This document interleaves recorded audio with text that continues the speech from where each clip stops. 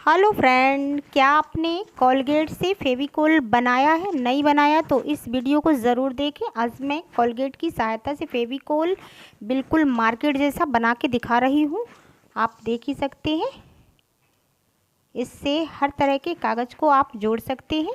ये बहुत ही zero cost में बन के तैयार हो जाता है और एकदम मार्केट जैसा फेविकोल बन के तैयार होता है। और हेलो फ्रेंड, अगर चैनल पे न्यू है तो चैनल को सब्सक्राइब करिए और कोलगेट से फेविकोल बनाने के लिए वीडियो को पूरा देखिए, तभी समझ में आएगा। तो चलिए फेविकोल बनाते हैं। कोई भी बेकार बाउल ले लें और उसमें आधा चम्मच के आसपास कोलगेट ऐड करें और 2 चम्मच मैदा ऐड करें।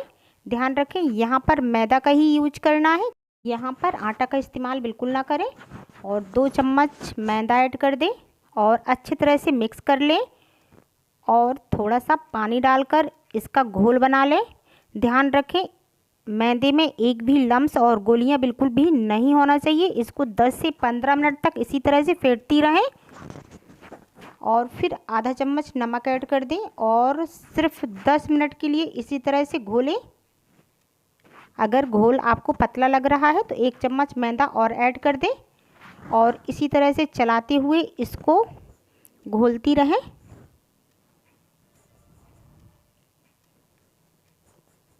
इस वीडियो को देखने के बाद आप सोचेंगी, काश ये हमें फेविकोल बनाने की टिप्स पहले से मालूम होती तो हमारे हज़ारों रुपए की बचत होती।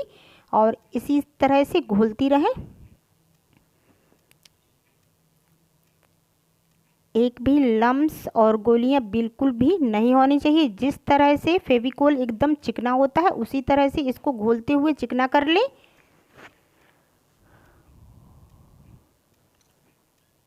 और किसी भी खाली बाटल में, मैं यहाँ पर फेविकोल की खाली बाटल का इस्तेमाल कर रही हूँ, आप चाहे तो किसी भी बाटल का इस्तेमाल कर सकती हैं। अभी फेविकोल बन के बिल्कुल भी तैयार नहीं हुआ। इसके बाद बाटल में भरने के बाद इसको आधा घंटे के लिए धूप में रख दें, तभी ये फेविकोल वर्क करेगा। आधा घंटे के बाद धूप से उठा के लेके आने के बाद आप इसका इस्तेमाल कर सकती हैं और चाहे जिस तरह की भी पेपर हो आप इसको आसानी से जोड़ सकती हैं। आप देख ही सकते हैं, इस तरह से आप पेपर। और आप सोचते होंगे कि इससे प्लास्टिक जुड़ेगा, तो प्लास्टिक बिल्कुल भी नहीं जुड़ेगा। ये पेपर इससे अच्छी तरह से पेपर कागज को हम जोड़ सकते हैं।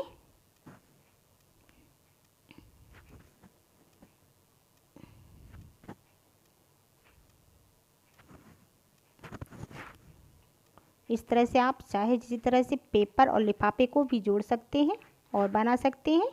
तो हेलो फ्रेंड, आपको मेरी ये टिप्स कैसी लगी ज़रूर बताइए कमेंट में। इस तरह से आप किसी भी पेपर को चिपका सकते हैं, लेकिन इसको धूप में रखना बहुत ज़रूरी है, नहीं तो ये वर्क नहीं करेगा।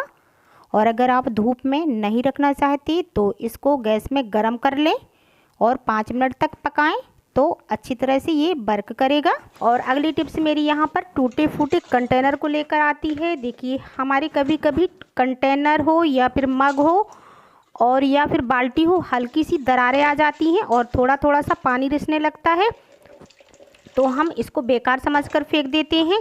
लेकिन हर कोई तो इसको बेकार समझकर नहीं फेंक देता। कई तरह के लोग होते हैं दुनिया में, तो वो इन सारी चीज़ों को नहीं फेंकते और इनका यूज करते रहते हैं। और हमें भी, अगर हमारा कंटेनर बहुत बढ़िया है तो हमें फेंकने का बिल्कुल भी मन नहीं करता।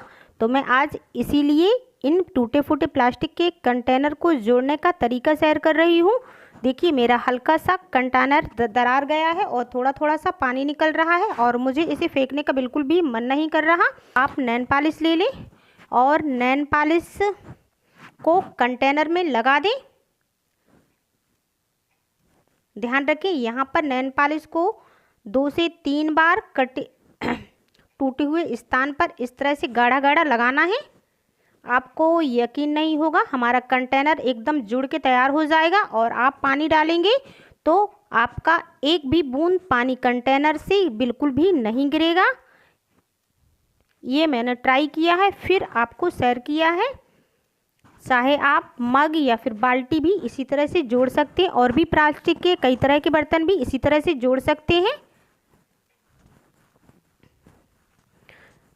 नेल पॉलिश सूखने के बाद एकदम हार्ड हो जाता है और दरारों में भर जाता है। इसी वजह से प्लास्टिक में ये नेल पॉलिश लगाने से प्लास्टिक टूटा हुआ जुड़ जाता है।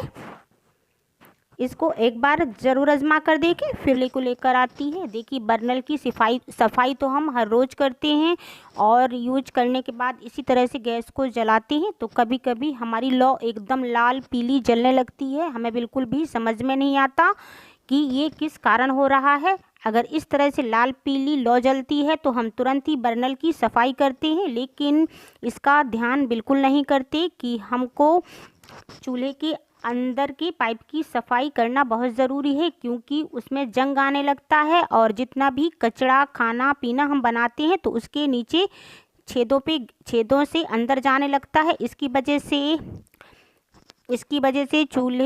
गैस चूल्हे की लौ एकदम नीली पीली जलने लगती है। तो हम इसकी किस तरह से सफाई करें, तो एक बाउल में आप एक बेकिंग सोडा ले लें 1 चम्मच, और उसको पानी में अच्छी तरह से घोल लें, और कोई भी कॉटन ले लें।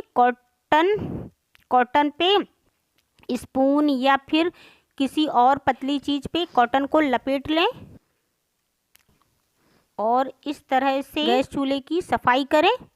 इससे जितनी भी कालिक और गंदगी हमारे चूल्हे के अंदर होगी सारी साफ़ हो जाएगी और एकदम हमारा चूल्हा क्लीन हो जाएगा। और इस तरह से चूल्हे की सफाई 1 से 2 हफ्ते में ज़रूर करें।